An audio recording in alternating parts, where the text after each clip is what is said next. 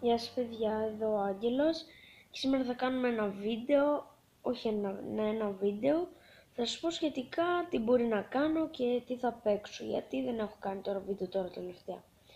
Είμαι σίγουρος ότι μπορεί να κάνω Geometry Dash όπως ο 2J, γιατί το έχω στο κινητό, μπορεί, ή αν δεν κάνω γιατί δεν μπορώ να τοποθετήσω καλά την κάμερα, το θα κάνω GTA Online.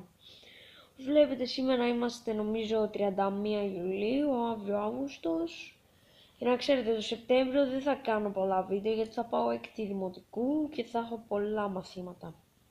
Μπορεί ίσως όταν έχω χρόνο και τα τελειώνω, κατά απογευματάκι μάλλον, μπορεί να κάνω κανένα βιντεάκι. Μπορεί να παίζω GTA, να μιλάω και αυτά.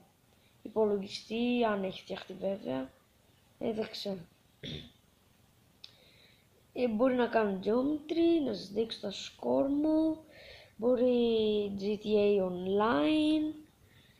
Ναι, είμαι σίγουρος ότι θα κάνω πάλι GTA Online, όχι σήμερα γιατί θα παίξω, αλλά όχι τώρα, άλλη φορά.